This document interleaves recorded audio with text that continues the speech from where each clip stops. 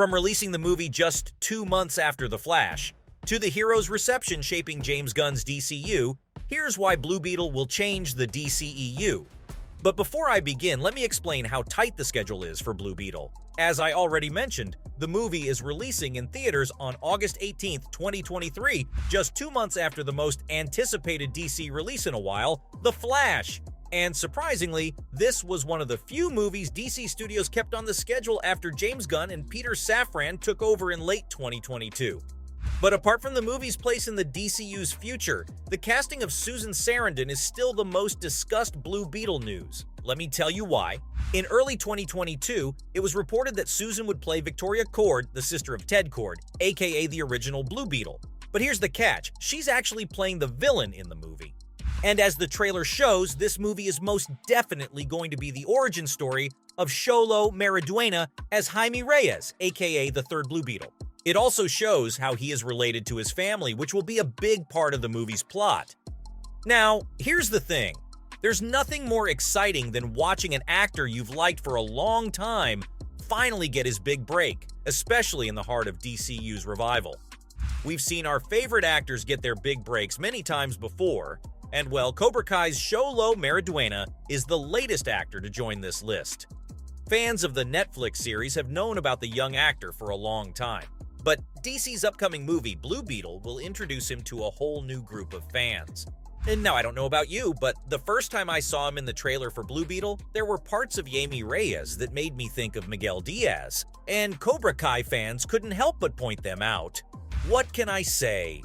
There are some personality traits that the two characters have in common, like their charming but weird sense of humor. In fact, some of the action in Blue Beetle also reminds me of the karate from the Netflix show. Now, the reason why this is huge for the actor is because Xolo will be the first Latino to play the main character in a superhero movie, as DC sets another cultural landmark. In an interview where he discussed his groundbreaking role, he said that it's one of the only things on his mind. The actor also said that he's so proud to be working on this project with someone like Angel Manuel Soto, the director, while emphasizing how representation is so important in big movies. Xolo also said that he plans to hit the gym to prepare for the part and reflected on how his time on Cobra Kai helped him change. Well, he's lucky he has a background in martial arts and training in that department, so he's got a head start there. But still, the actor knows this is a whole different game. Overall, it's very exciting to see Xolo Maridueña as the main character in DC's Blue Beetle, and after seeing him in Cobra Kai, it's clear that he's the perfect actor to play this hero. Though I guess we'll have to wait a little longer before we can see the character in all his glory. Speaking of, what about the rest of the cast? Well, most of Jaime's family members and a possible love interest for the hero are part of the Blue Beetle origin story. Belissa Escobedo will portray Milagros Reyes, Jaime's sister, and Bruna Marquezine will play Penny, Jaime's love interest. But that's not where Jaime's family stops growing. On top of that, George Lopez is also in the cast, playing Rudy, Jaime's uncle. And as the first DC live-action movie to celebrate Latino culture, it marks an important moment in the history of comic book movies. If I talk about the plot of the movie, I kinda dig where the DCU is going with this.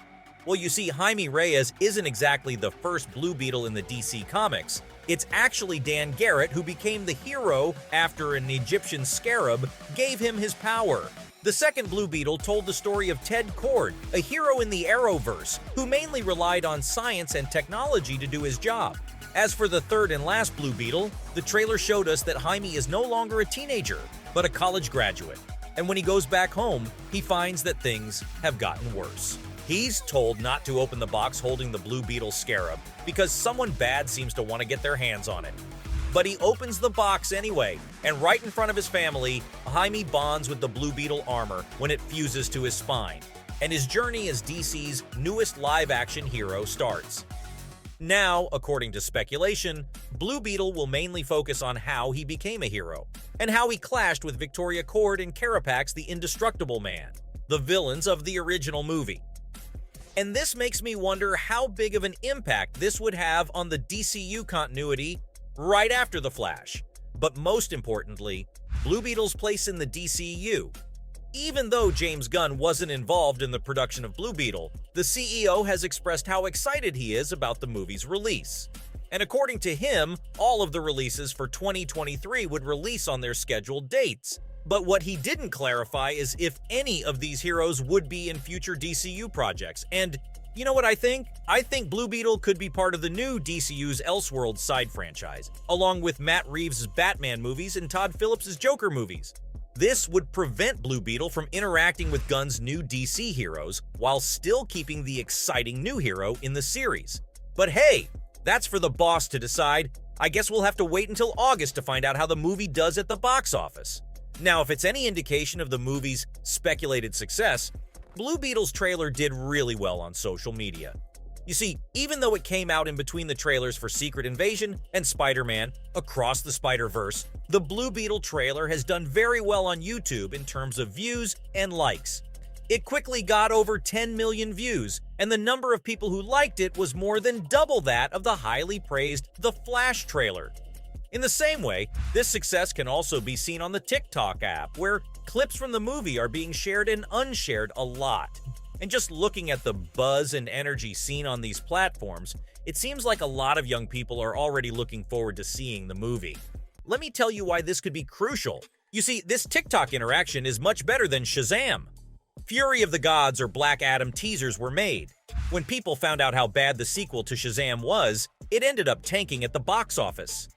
It seems that Shazam 2 never got much attention because of bad marketing. And honestly, it was a big surprise that it ended up this way, especially since it was catering to younger audiences. But guess what?